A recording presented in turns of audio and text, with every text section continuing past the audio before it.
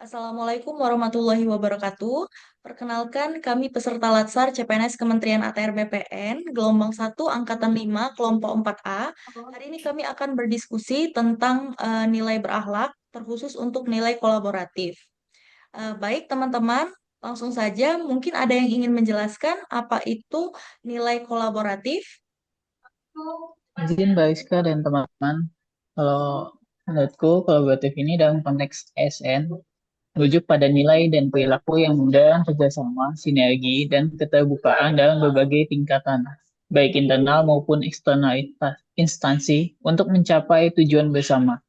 ASN yang kolaboratif mampu bekerja sama secara efektif dengan berbagai pihak, menghargai kontribusi, dan memanfaatkan sumber daya secara optimal untuk menciptakan nilai tambah.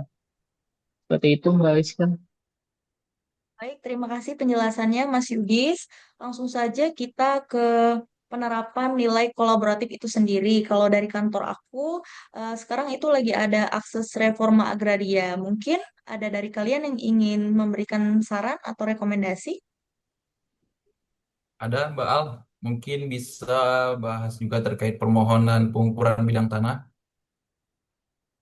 Baik, terima kasih Mas Leo. Lanjut, ada lagi yang ingin menambahkan? Aku Mbak Arska, kalau dari aku sih PTSL ya mungkin karena di situ banyak seksi yang berkaitan. Oh, baik, terima kasih Mbak Rinda.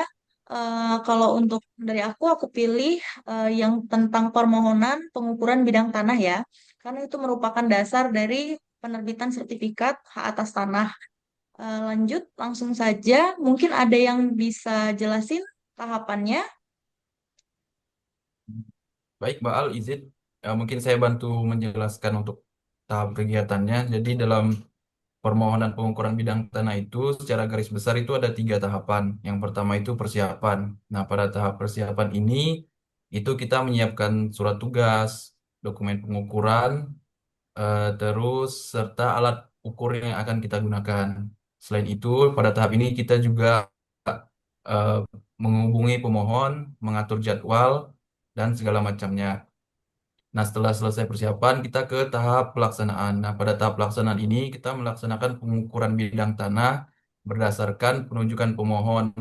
Harus memastikan tidak ada sengketa di situ, juga kemudian harus memastikan asas kontradiktor delimitasinya terpenuhi, serta memenuhi persyaratan administrasinya di lapangan. Nah, setelah itu, baru kita masuk ke tahapan ketiga, yaitu pengolahan data di studio. Mungkin begitu, Mbak. Baik. Terima kasih Mas Leo untuk penjelasannya. Kalau untuk output atau hasilnya sendiri ada yang bisa menjelaskan? Izin Mbak Arska, yang pastinya hasil pengukuran itu menghasilkan peta bidang tanah ya atau PBT beserta dengan data koordinat dan luas yang tervalidasi yang habis data itu bisa dipakai untuk proses administrasi pertanahan selanjutnya Mbak.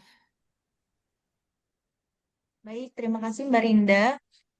Terakhir nih, untuk hubungan substansi nilai kolaboratif dengan pengukuran bidang tanah ini sendiri, ada yang bisa bantu jelasin? Izin Mbak Alriska, kalau untuk terkaitan pengukuran bidang tanah itu sendiri dengan kolaboratif sangat erat ya Mbak. Misal saja dari persiapan, kita harus bekerja sama nih dalam sama rekan kerja kita dalam menyiapkan surat tugas maupun dokumen pengukuran itu sendiri. Nah, dalam pelaksanaannya, kalau tidak berkolaborasi, kita tidak bisa mencapai tujuan itu sendiri. Nah, jadi kita harus berkolaborasi dan juga berkoordinasi nih dengan rekan kerja kita, pemohon, maupun tetangga yang langsung berbatasan dengan pemohon dan juga aparat desa itu sendiri. Nah, kolaborasi di sini dilaksanakan untuk mencapai tujuan yang sama, yaitu menghasilkan peta bidang tanah itu sendiri, Mbak.